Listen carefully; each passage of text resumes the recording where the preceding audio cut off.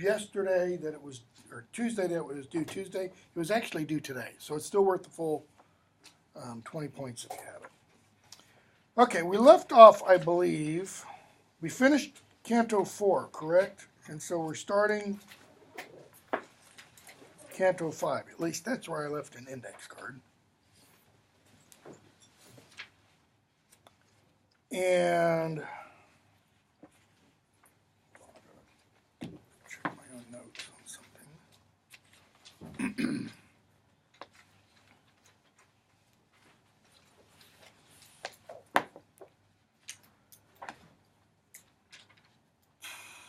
Pick up with,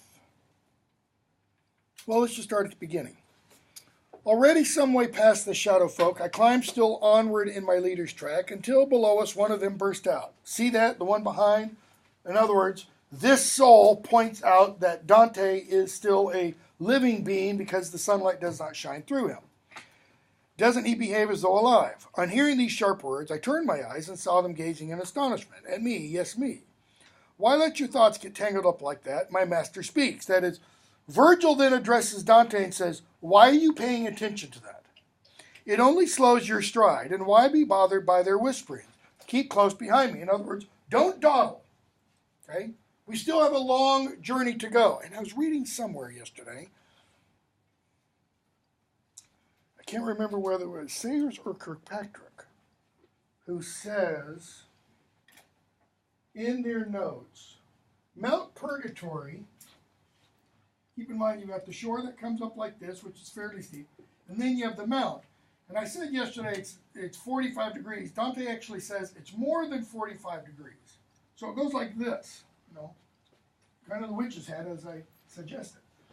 But from essentially here to here is a terrific distance. And man, I wish I could remember where that was and the exact number, because that's what I'm racking my brain thinking about. This is something like, from here to here, 5,000 miles. I mean, it's huge, okay? So they make their way up, and the distance up Pride, this is kind of like the greatest, because it's the hardest one. And when they're, I think it's when they're after the third level, this note said that they were now above the level of Mount Everest. Well, bear in mind, how tall is Mount Everest? 5 miles. 5 miles. Okay? So to get all the way up here, it's over 5,000 miles. So when you take that back, that wasn't right. Mount Everest was down lower. When they get up here, they're outside the atmosphere of the Earth. Okay? So everything from here on, they're in what we would consider space. They didn't have that word to describe out there. That was just called the heavens. So this is going upward. This is another reason why, on your own, you can't scale Purgatory. Okay? So, Virgil goes on. It only slows your stride, and why be bothered by their whisperings? Keep close behind me. Let them say their say. Stand straight. A mighty tower unwavering. Its height unshaken by such breaths of wind. When thought is bred too rampantly from thought, then of himself a man will miss his mark. Each mental thrust debilitates the first. What? Go back. Stand straight, a mighty tower unwavering. Okay? He means stand up straight. Why? How are the people that they meet in the first level? How are they depicted? Okay, this is the sin of what? Pride. How are they depicted? Hunched over. They're hunched over as they make their way around the mountain. They're not just hunched over like this. They're what? face to the ground. What's on their backs? Stones. Okay? So Dante, as he talks with those that he encounters in the sin of pride, what is he doing so that he can talk with them? He's also hunched over.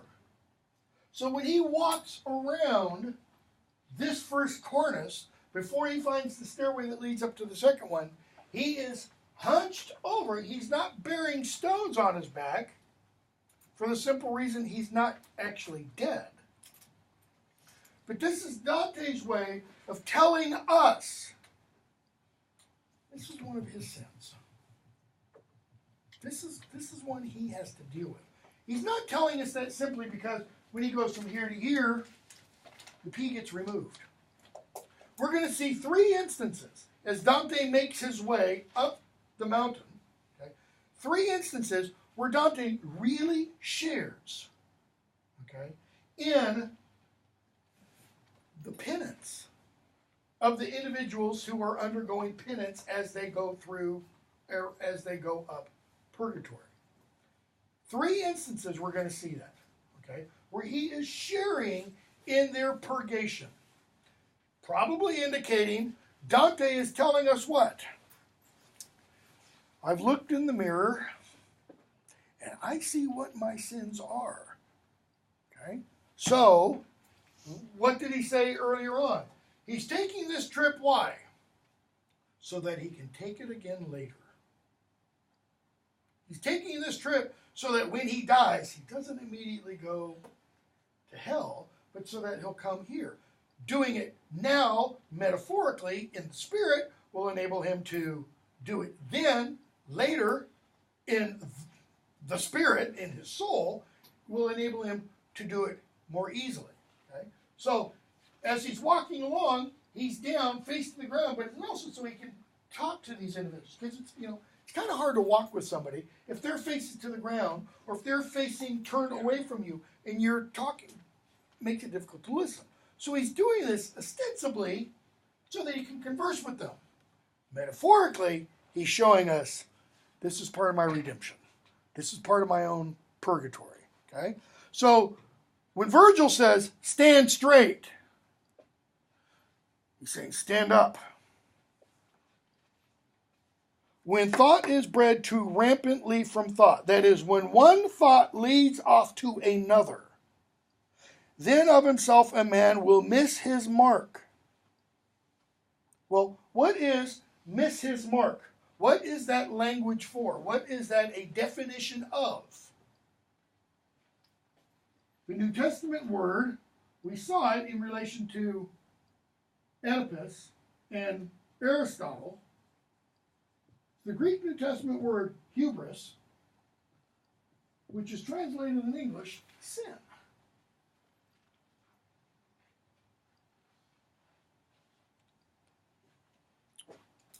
Each mental thrust debilitates the first. Okay? He's suggesting if all you do is sit and contemplate, sit and think, not necessarily think about self-improvement, but just sit and think, what happens? Your thoughts can do what after a while? Everybody's heard the phrase. A pity party. What do? Rather than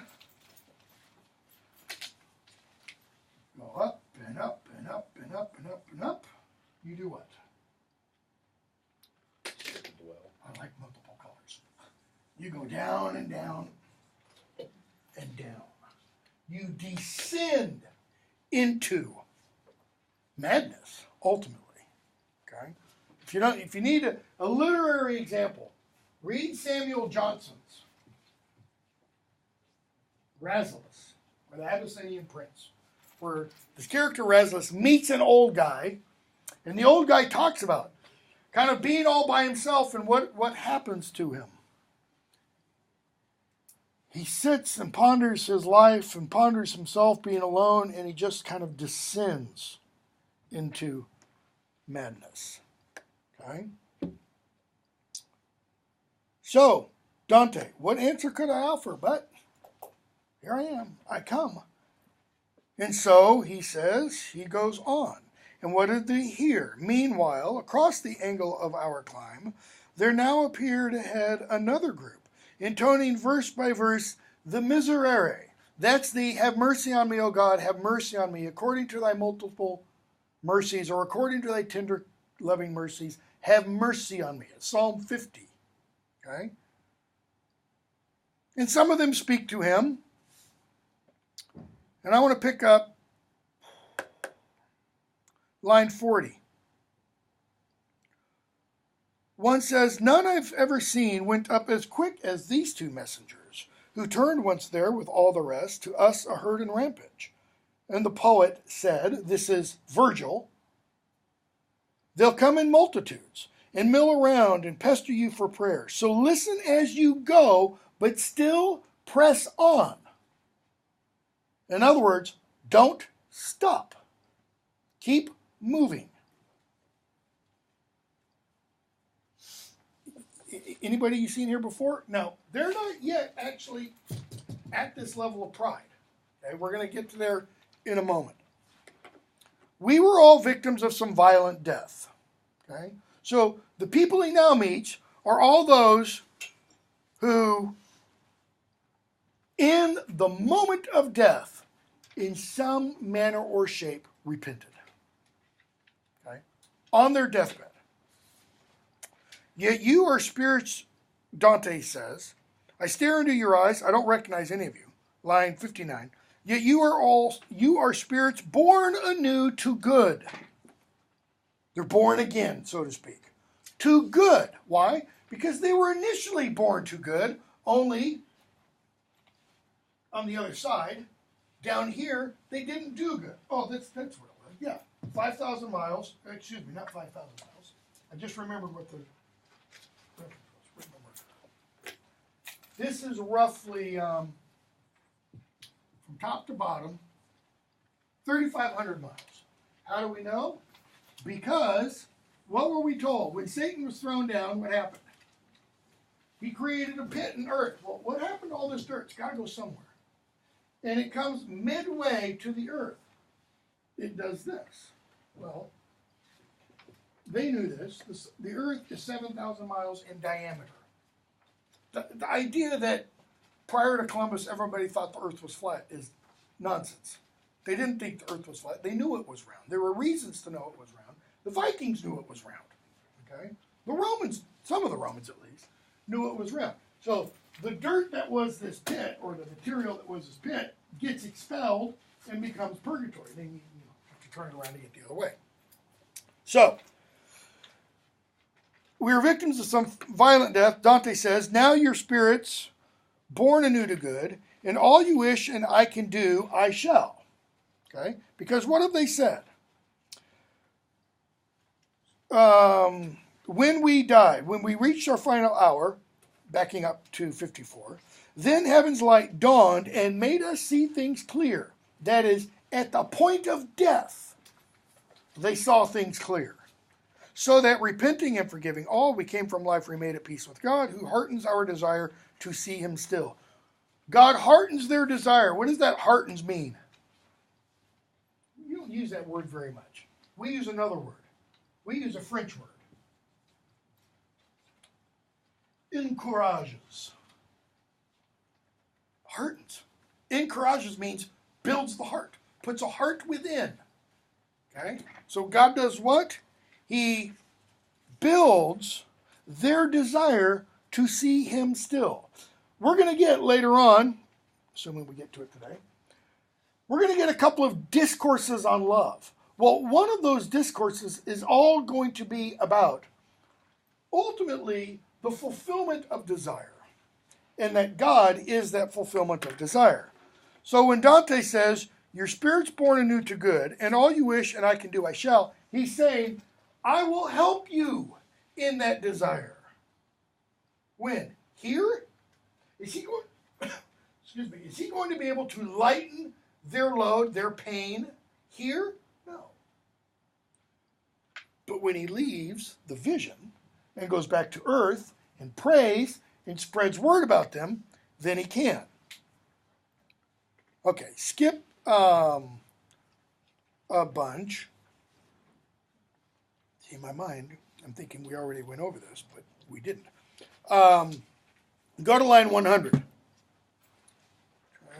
Let's see, who is this speaking here?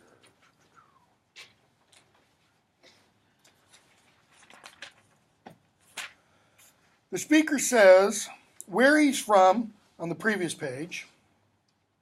I am once Montefeltrin, now Buoncante. Oh, this is Buoncante del Cavall. Gotta get the right name.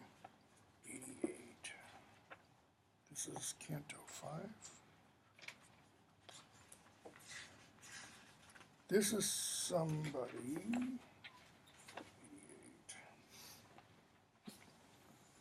88. Yeah, Buoncante de Montefeltro, whose father Dante met in the Inferno. Okay?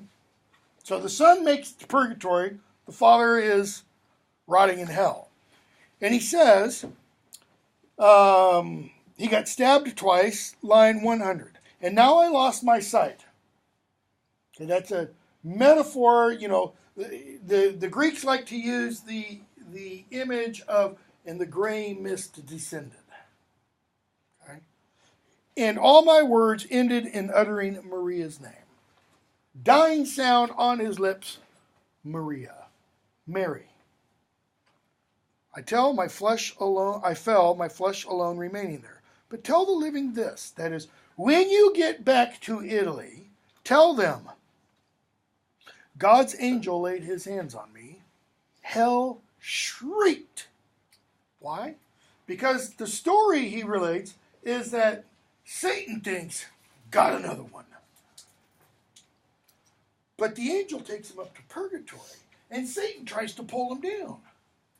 But the angel doesn't let go. Why do you rob me, Satan says, heaven spawn of this? You prize him from me for one little tear and carry off his everlasting part?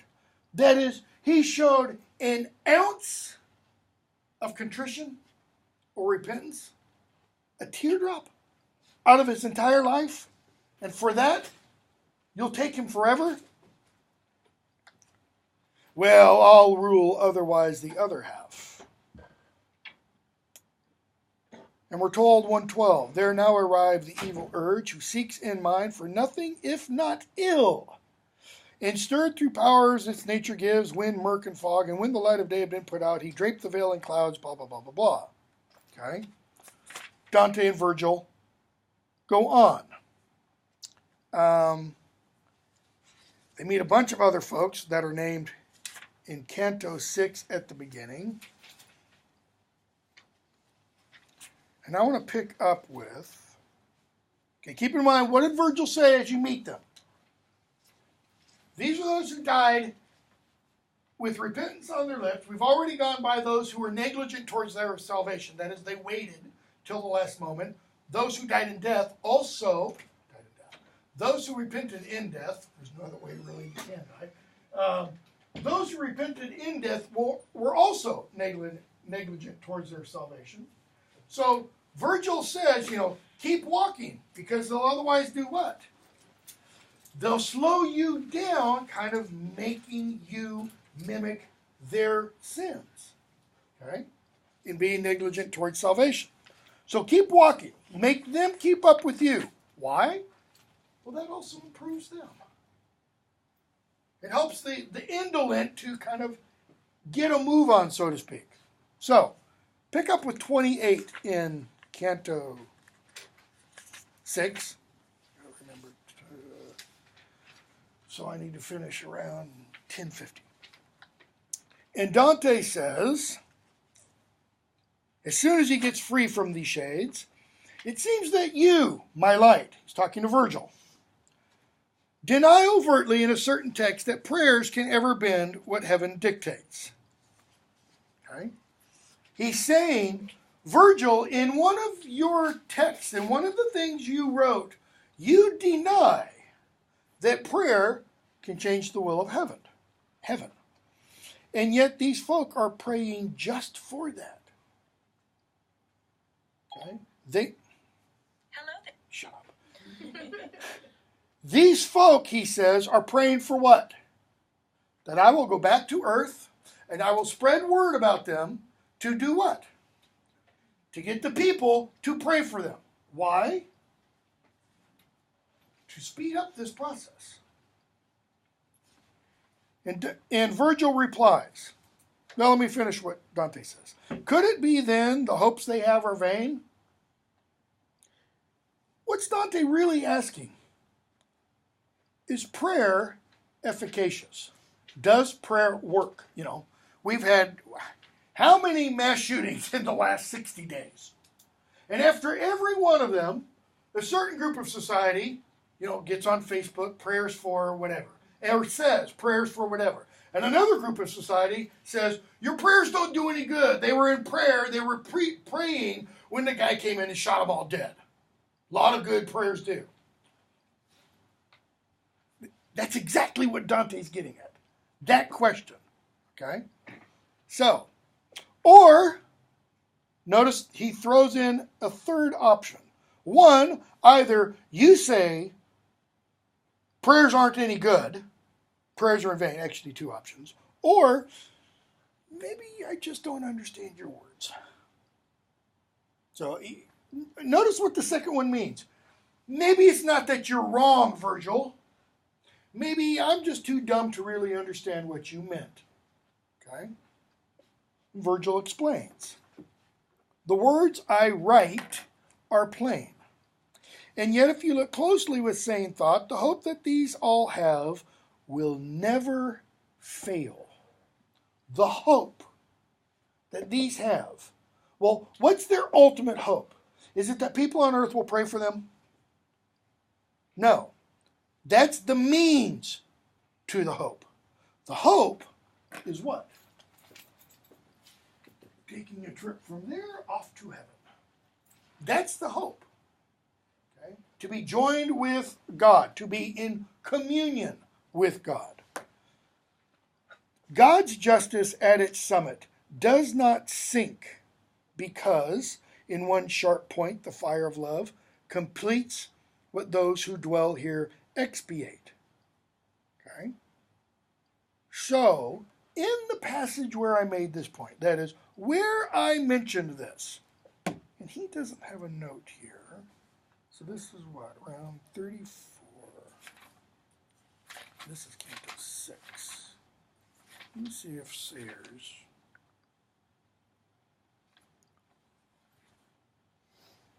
Yes.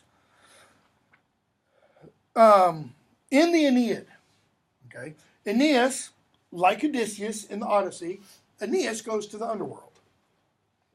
And in there, I'm just going to read Dorothy Sayers' note. In the Aeneas, Book 6, line 376. Aeneas, on his visit to Hades, meets the shade of the drowned steersman Palinurus, who begs to be conveyed across Styx, the passage of which is forbidden to those whose bodies are unburied. The Sibyl rebukes Palinurus with the words, cease to hope that prayer can alter the fixed decree of the gods. Okay? The Sibyl tells him, prayer doesn't change the decree of the gods. Okay? So, Virgil goes on, and this is Sayers' explanation for lines 37 through 43. So let's talk about those first and then read her note. God's justice at its summit does not sink, because in one sharp point, the fire of love completes what those who dwell here expiate. The fire of love. Okay, what is that? It's a consuming fire. What does it consume? Sin. It consumes all the rot, all the corruption. Okay? It does that in an instant. What they here are doing through this point, or through this progress. Okay? So, in the passage where I made this point, that is back in the Aeneid, Virgil says, no flaw could ever be redeemed by prayer. What's he mean? for prayer was not then linked or joined to God. What God? Judeo-Christian God. What was prayer linked to? In the Aeneid, the pantheon of Greek gods. Okay? He says, so all that prayer, all those prayers to Zeus, to Hera, to Athena, to Mars, etc., were all fruitless. Yet do not truly let your question rest until the one who will come as light between your intellect and truth declares you may. In other words, don't just let go of the question. Keep the question, Dante. Why? Beatrice will explain. Why Beatrice? Why not Virgil?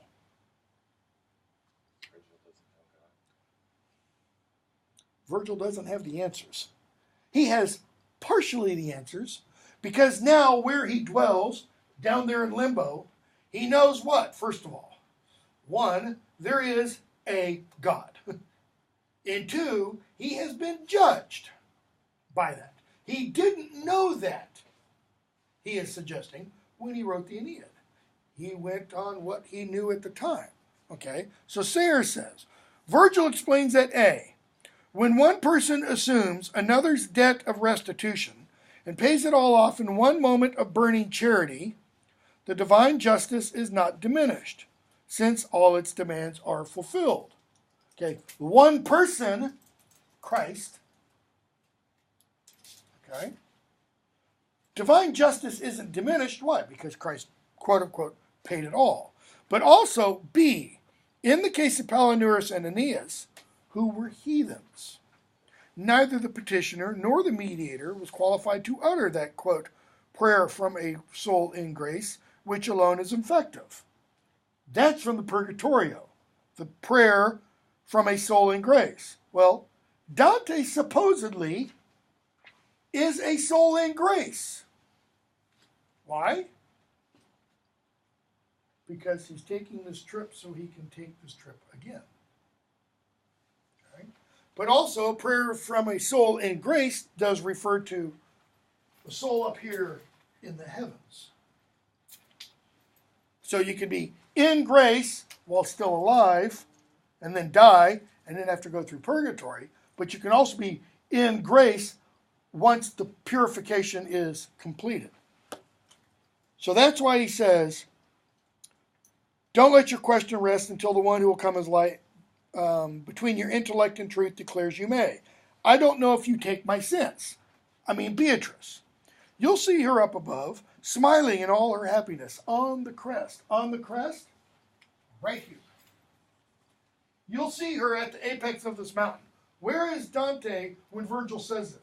He hasn't even reached the first cornice, the first level. Okay? It's kind of like, they land here, and they're taking their time a little bit. And so Virgil says, oh, by the way, Beatrice is waiting for you. My lord, let's move with greater haste.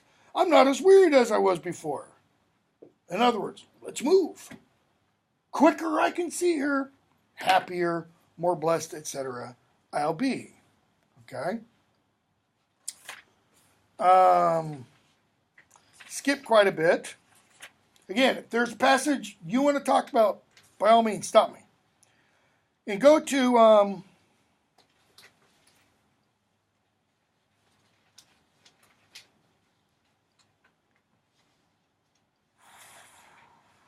to see if I should back up. No, let's go to 118.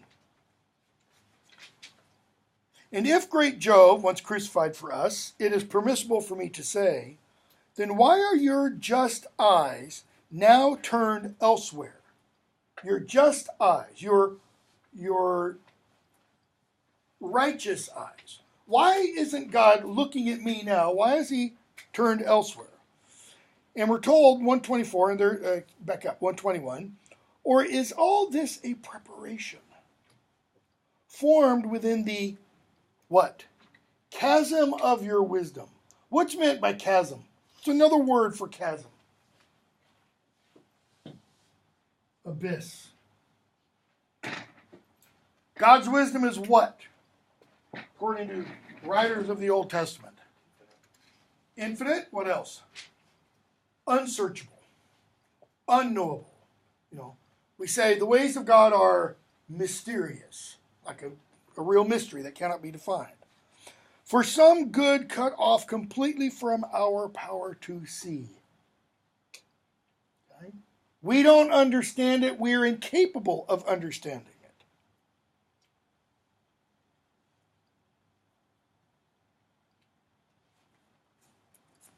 So let's go on. Canto 7. He's still speaking with others.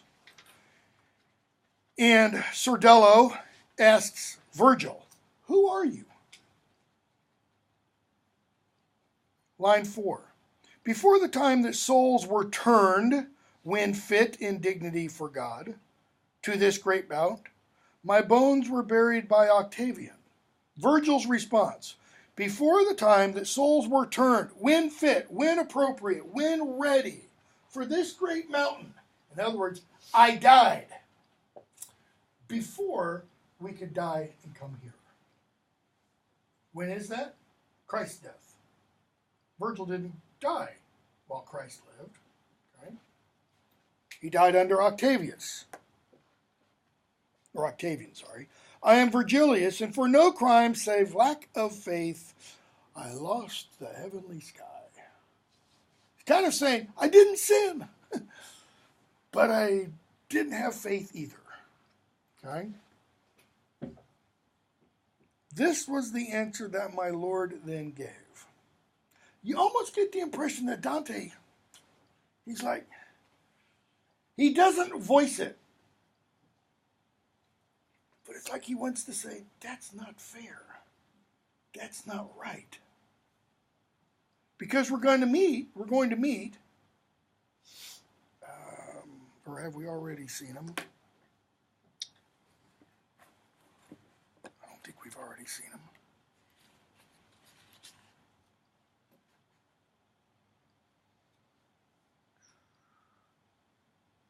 No, it comes up in Canto 10. We're going to meet a Roman emperor who, Gregory the Great, Pope of Rome, prayed. Now, your note doesn't tell us this. Prayed out of hell, according to what some of the early church fathers actually write. Okay? What your note says is that Trajan died, a pagan. Gregory Great intercedes for him, and Trajan is allowed to come back to life temporarily so that he can say, save me, Jesus, and then die again. And it's because of that that he is then welcomed into purgatory. Now, the early church fathers who deal with the Trajan episode kind of gloss over that part where he comes back to life so he can essentially be converted. And it's more the emphasis of this is the power of a holy prayer. It can remove someone from hell. Such that a modern 20th century Orthodox saint, a guy named St. Silouan, talks in some of his journals and stuff about praying for Satan. That Satan would eventually say, okay, I don't need to be first. Second's fine. In other words, the whole pride issue. Okay? So, Dante goes on.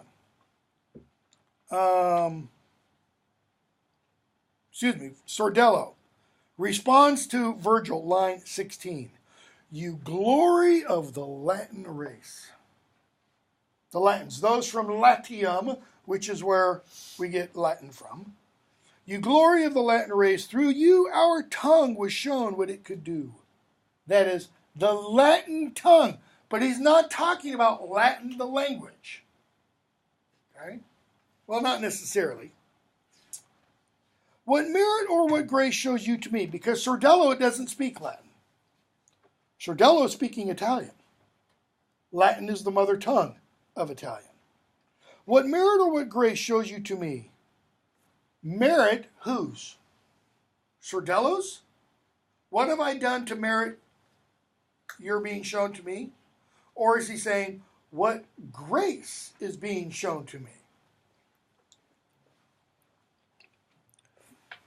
If I am fit to listen to your words, say, if you come from hell, what cloister is yours? Cloister. Cloisters are for monks. Cloisters are parts of monasteries. Okay? They're where the monks walk from kind of one part to another part. He's saying, what circle of hell? So notice those in purgatory know about the architecture of hell. He's saying, where are you? There. Through all the circles of the grieving realm I've come, and now I'm here. A power in heaven first moved me, so I come. That's a little pun. A power in heaven first moved me. Why? How does Aristotle define God? Primum mobile. First mover. The power in heaven that moves, that is God. Okay? Power in heaven first moved me. God created me. So I come. If we had just that, that would kind of imply, well, God caused me to be here, which would kind of indicate maybe Virgil's going to be redeemed. But that's not the power he's talking about. What's the power in heaven that first moved him? Mary, Lucia, Beatrice. Power in heaven first moved me, so I come. In other words, I can't not come. They said, Virgil, jump. How high, Lord?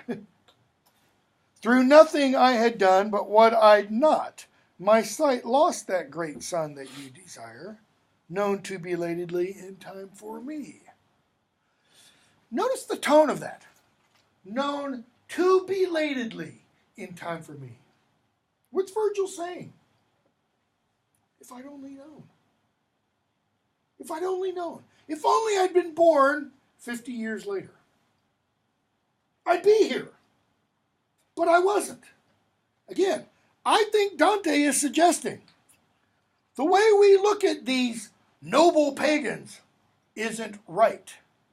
By saying they are in hell. And I would extrapolate also from that, in Dante's mind, I think, to also the unbaptized children. Because bear in mind again, the whole architecture of hell that Dante creates for us, Dante creates for us. That's not the medieval church conception. Hell is just hell. A place of what? Eternal damnation. Pain. Okay? The medieval church did not say, oh, little unbaptized babies, it's not pain for them. Yeah, it was. Okay? And it seems to me, at least, that Dante is questioning some of that. I mean, he questions an awful lot of the popes. He questions other aspects of church teaching. Remember what he said about those who die excommunicate. Cut off from the church. Some of them still end up here. Okay? So he goes on. Virgil goes on.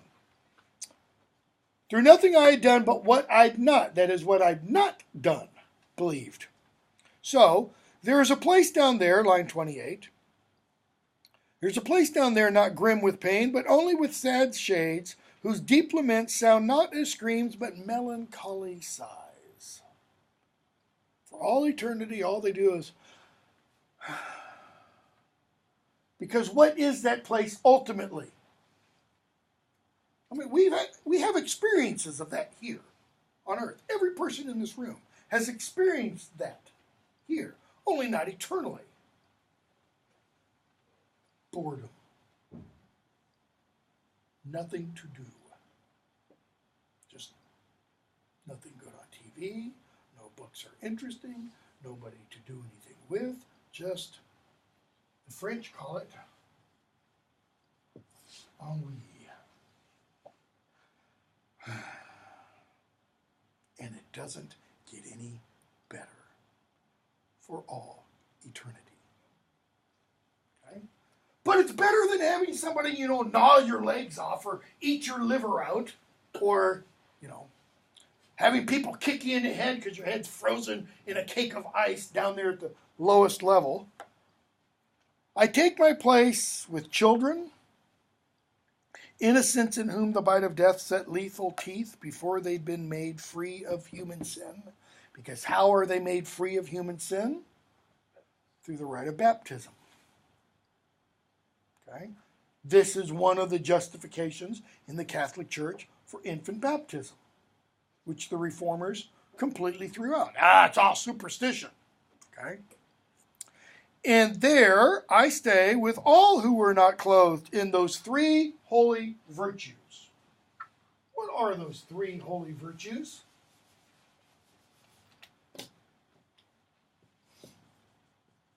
Faith, hope, and love. Okay? Though I knew and guiltless followed all the other four. There are 7 cardinal virtues. Okay? These are the holy virtues. The other 4,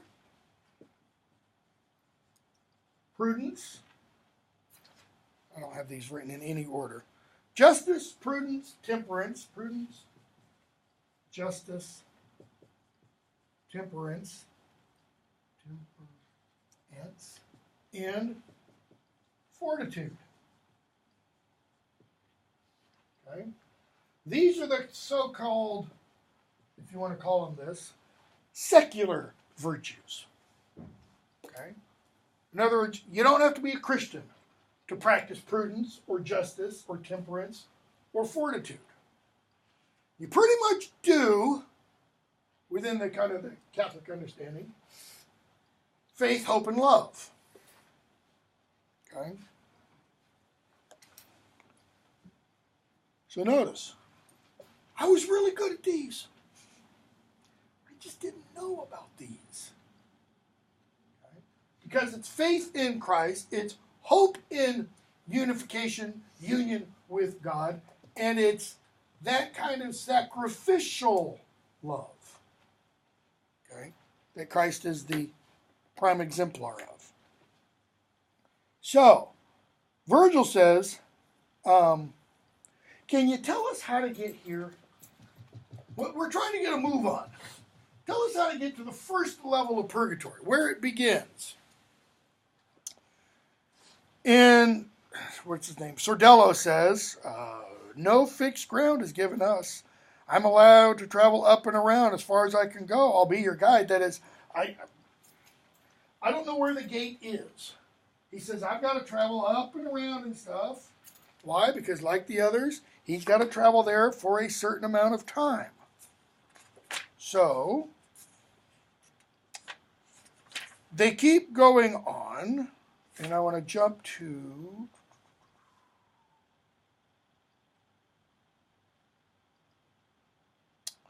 they see a cliff, line 67. Just over there, the shade now said to us, we'll go to where the cliff has formed a lap, and there wait the coming of new day. Slanting between the level and the steep, a tight path led us to the dale's low edge, the bank's rim here diminishing to half. And we get a description of what they see in this cliff, gold, finest silver, etc., etc. Nor had the great nature worked in paint alone. She also, this is line 79, she also with 1,000 perfumes wrought a sweetness never known and distinct. And we see, or we read, Salve Regina, save, O Queen. Okay, this is a hymn written by Gregory the Great. Okay, I believe you've got in the back. This is Canto 6 too. 82. Where's it? Canto 7.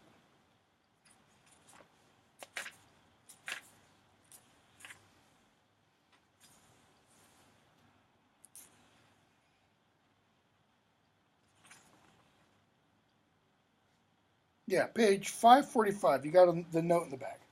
Hail to the Queen, Mother of Mercy. To you we cry, poor banished children of Eve. To you we send up our sighs, mourning and weeping in this valley of tears. Turn then, most gracious advocate, your merciful eyes toward us, and after our exile, show us the fruit of your womb, Jesus. Okay? Salve Regina, on the flowering greens, the souls I saw, not seen beyond the veil, all sat together as they sang this hymn. Okay? And when we get up to the first level, we're going to have, every time Dante and Virgil go up, they're going to hear something in Latin. You're going to hear either a portion of a prayer, a portion of a song, sorry, a portion of scripture, okay? And there will be then corresponding what are called whips. These are the things that are doing they're the opposite of the sin that's being punished. So,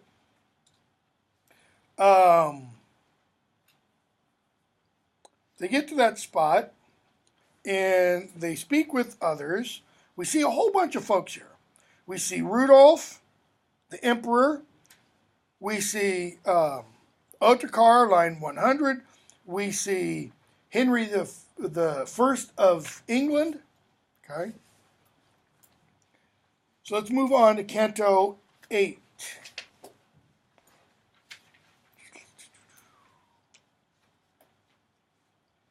And we're going to skip a bit at the beginning. Actually,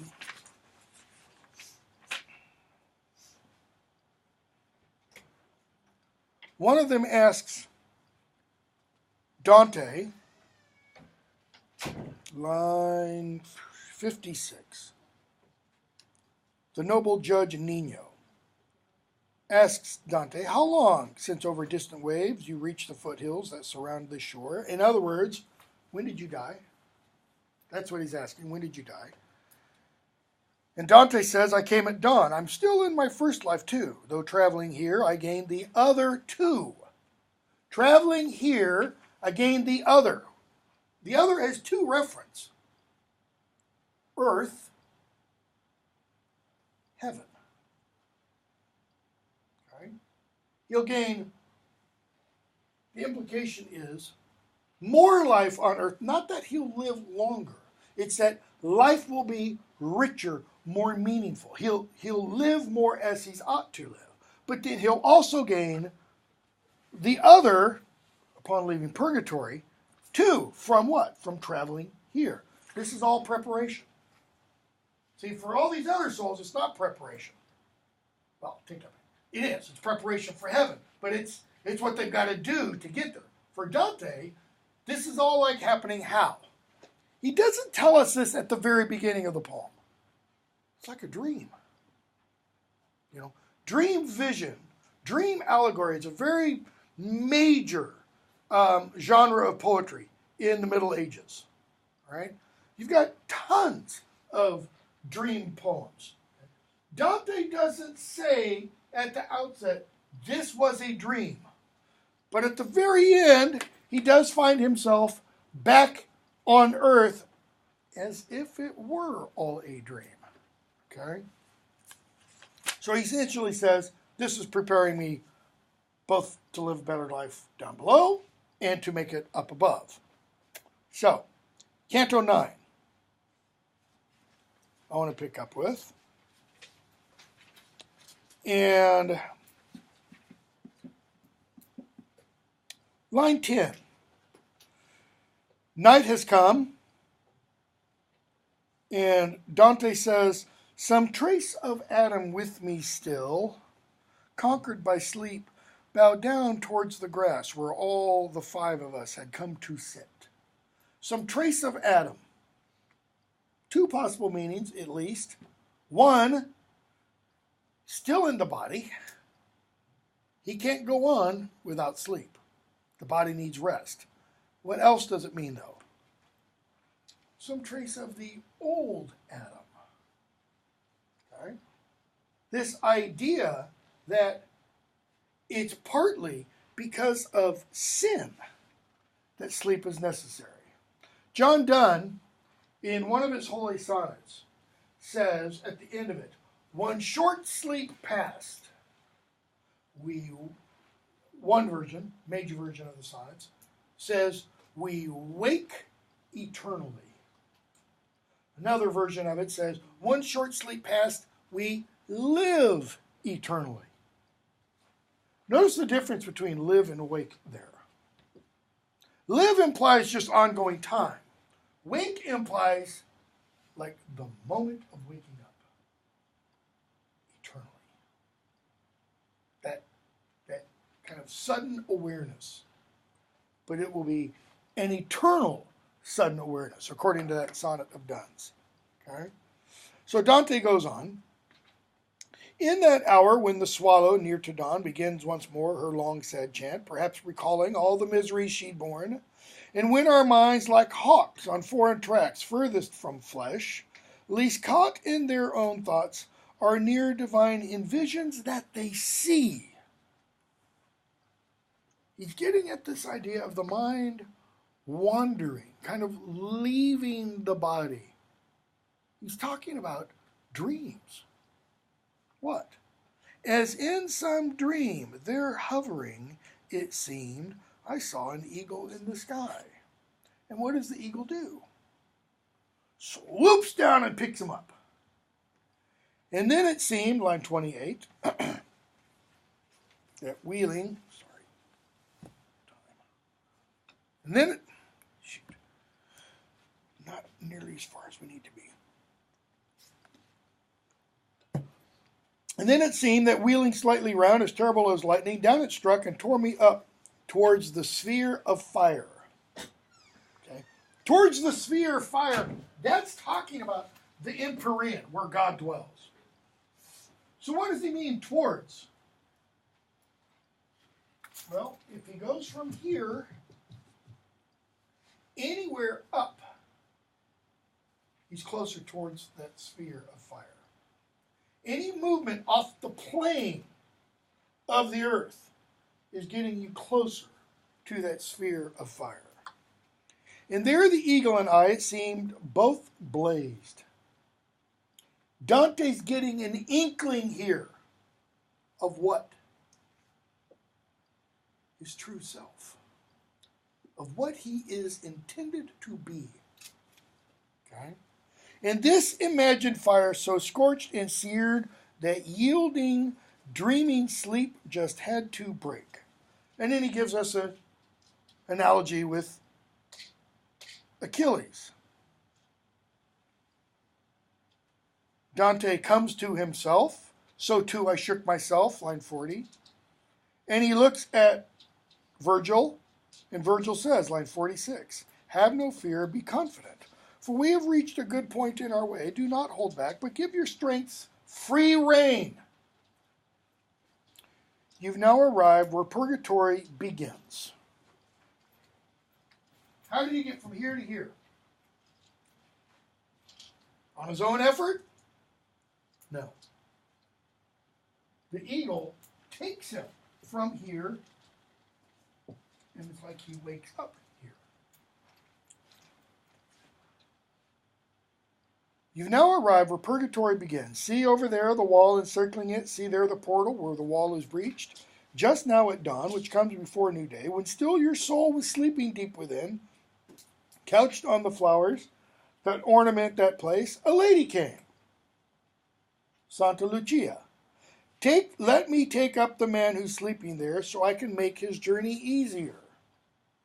She is the patron saint of sight. Okay? And notice what happens. It's while he's sleeping, what he in his vision, dream, sees as the golden eagle, takes him to that first level. Sordello, those noble forms stayed back. She took you up, and once the day shone clear, she came up here, I following in her steps. Notice, Virgil is not carried by Lucy up to that first level. Why?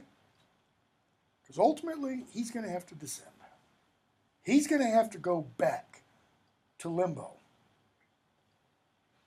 She laid you down. Dante was still asleep. But first her lovely eyes displayed to me the entrance open there. And so she points out to Virgil where the opening is. As doubting, line 64, people do when reassured, changing to confidence the fears they had, once what is true has been revealed to them, so I too changed. In other words, at the beginning of Virgil's comments, Dante's full of doubt. But as Virgil keeps speaking, the doubt goes away and is turned into confidence. You, reader, line 70, can now see how here I raise the theme my verse attempts. Okay? What's he saying? You get my point, right? You see where I'm going here. Don't marvel then if with more craft and art I strengthen it. Don't be surprised, he says, if I now start to embellish and start to extend. 79. As I open my eyes to this, open more my eyes to this, that is, as I now, because Santa Lucia has come to me, see better, see more clearly, I saw him sitting on the highest stair. His face was such I could not bear that light. A naked sword he held within his hand, which so reflected sun rays back at me, that many times I fixed my eyes in vain. Fixed. He tries to look at this angel and the sword, but he can't. It's too bright. Speak from back there and say what you will. What is your will? Thus the angel began. Okay? What is your will? What is your desire? And who's your guide? Or actually, where's your guide? Notice, Dante doesn't reply. Virgil does. From heaven, a lady knowing all these things told us a short time past, go forward, for the gate you seek is here. May she advance your steps in doing well. Once more the courteous guardian began. The angel replies, oh, well, if she came from heaven, then, by all means. Come forward, therefore, to these stairs of ours, and there we came to them. The first great block was marble white, so burnished and so clean, that I, as I appear, was mirrored there.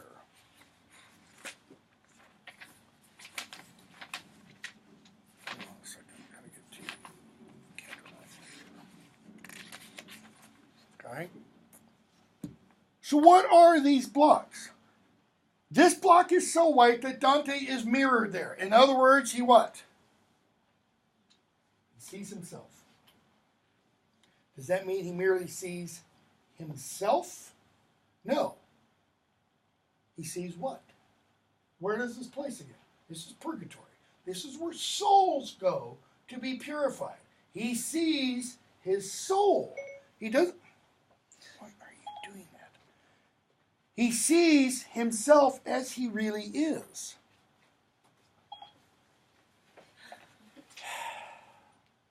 I'm not sure I understand.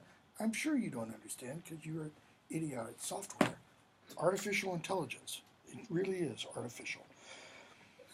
The first great block was marble, white, so burnished and so clean that as I appear was mirrored there. The second, in its tint more dark than purse, was rock, waste, rough to touch and scorched and dry, cracked both across and upward to its height. Okay? And then there's a third block. The third, which massively weighed these two down, was porphyry, it seemed, inflamed as bright as flesh blood spurting from a severed vein. Now, if you read the notes in the back of Kirkpatrick, he says, some read this allegorically. Well, most read the Divine Comedy entirely allegorically. Okay? Sayers gives a little more helpful note. The 3 steps. These are the 3 parts, she says, of penitence. Well, what's purgatory all about? Penitence. Okay? So, the first step, the white marble one in which you see your reflection, she says, this is confession. Okay? The first is a polished white marble, looks into his heart, sees himself as he is. Does what? recognizes his sinfulness, and so admits and confesses it. The second step, the rough stone, the hard, rough stone, is contrition. Black, color of mourning, cracked in the figure of the cross. Psalm 50 or 51. A broken and contrite heart, O God, thou wilt not despise. That's part of that Miserere hymn that begins, have mercy on me, O God, have mercy on me. Forgive me my transgressions, etc. Okay? The third stone, or step if you want. Because keep in mind, it's not like they're three stones like this. It's 1, 2. You got to go from this one to this one to this one. Okay? The third one is a porphyry redder than blood. Porphyry is a red stone. Why? Because the color symbolizes not only the penitent's pouring out his own life and love in restitution for sin, but also the blood of Christ's, quote, oblation of himself once offered to be a full, perfect, and sufficient sacrifice, oblation and satisfaction for the sins of the whole world. She's quoting from the Book of Common Prayer, which I don't really think is the smartest thing to do. Who am I to doubt Dorothy Sayers?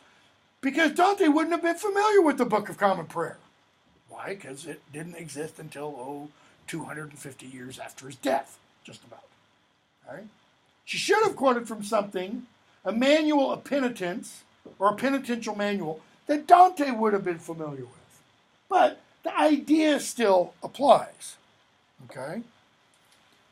The red porphyry represents the penitent's satisfaction, which must unite itself in order to be complete.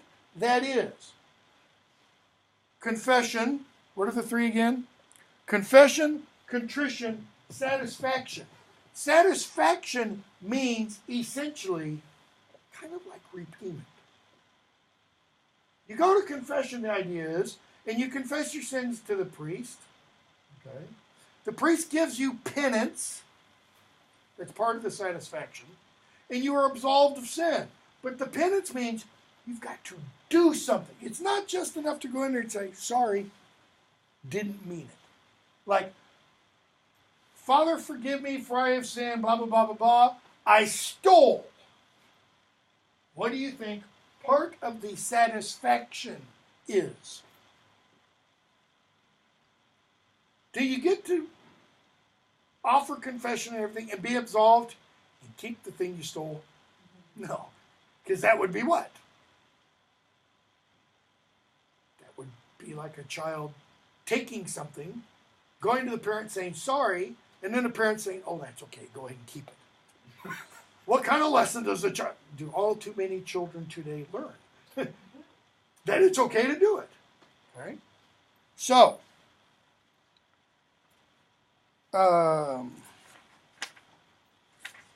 Dante goes on.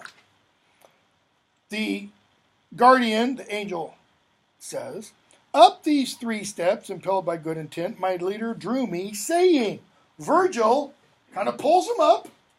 Notice, drew me. The implication is Dante's standing there and he's kind of hesitant. Why? It's kind of hard to look inside and say, you don't like what I see. Saying, humbly ask that he undo the lock that holds the door. I fell devoutly at his holy feet and asked that he for mercy upon it open it. But first, 3 times I beat upon my breast. Are the 3 beats upon his breast these actions? It might be. It could also be this is Dante's kind of looking in the mirror and realizing the 3 that he really holds. The 3 sins that he's most, because he's looked in the mirror, the 3 sins he's most guilty of. I don't remember what Sayers says there, if she addresses. She says the 3 are, the penitent saying, I've sinned in thought, word, and deed. Okay? Could be, could not. So what happens? He then sketched what? 7 P's upon his forehead, written with sword point. When you're once within, make sure, he said, you go and wash these scars. Once you're within, once you get up here, now you're going to start washing these off. They don't, as he says in the notes, they don't stand for penance. That is, Kirkpatrick says they stand for penance. They don't. They stand for peccatus, sin. He's got to wash them off. Some of them are easier to be washed off for Dante than others. Right? I mean, the church kind of holds everybody doesn't sin the exact same way to the exact same extent. Some people have some sins that are worse than others. Other people have other sins that are worse than others. So, the vestments he wore would be in hue the same as ash, blah, blah, blah. From beneath his robes, he draws 2 keys, 1 silver, 1 gold. With first the white, then yellow after that, he worked the door, so I was well content. Whenever either of these keys falls short and fails to turn correctly in its lock, this path, he says, won't open up. So Dante's probably sitting there going, please, God, please, open up, open up, open up. One is more precious, but the other needs much greater art and skill to turn. I got these from Peter. And Peter said what? Err more in opening than in locking out. It's almost like he's saying, err more what? How? On the side of mercy than on the side of justice. Dante turns, line 139. Attentive when the thunder broke, the door opens, and he hears, Te Deum laudemus, to God be the glory. Okay? Or, now we all praise God. You've got a footnote at the back that gives you a different translation, but it still works. Okay, I've got to move more quickly.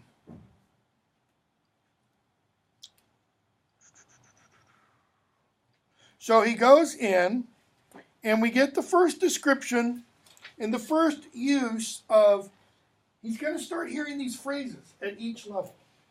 Okay? And at each level, he hears these phrases, and these phrases are part of the removal of this sin, or part of the purification of the stain. He hears the angel, 34, the angel reaches earth with that decree of peace. What's that decree of peace? Be not afraid. Think of Charlie Brown Christmas. Linus walks out into the auditorium. For lo, the angel of the Lord came before me and said, good news.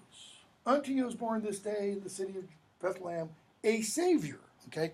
That's the message of peace. What's the next thing he hears? Ecce ancilla Dei. Behold the handmaiden of the Lord. Mary, saying, be it unto me. In other words, complete your plan, your promise. And then he sees there, carved on the wall, these magnificent sculptures. And what are the carvings of? Proud people. All right? Instoried here, line 73, was the glorious deed of that high prince of Rome whose prowess moved Pope Gregory to win great victory. I'm talking about Trajan. What's the story? Trajan's getting ready to go off to war. And an old widow comes up to him and says, they've got my son. Okay? And Trajan, because of her prayers to him, her begging him, stops going off to war so that he can resolve her problem. What's that an act of? It's the opposite of pride. It's humility. He does what, essentially? Puts her needs before his needs. Okay? And it's because of that that Gregory the Great prays. Okay? Because what does he say before? Before he puts her in, he's like, I'll take care of it when I get back. What if you don't return? If you don't return, there's another Caesar. Who's going to, and he's like, hold off on the war, guys. And he goes and takes care of her problem. Okay? While I, line 97, in all delight, still gazed upon these images of great humility, more precious being formed by thy skilled hand. My eye, skipping to 103, entranced in wonder, longingly still seeking happily new things to see, turned round towards him, making no delay. Yet, reader, I'd not have your minds bewitched, hearing how God would have the debt repaid, or drawn away from your best purposes. Don't dwell upon the form their sufferings take. Theirs whose? Those here. Think of what follows, and that, come the worst, it can't go on beyond the judgment day. That is, when judgment day comes, those who are still here, guess what?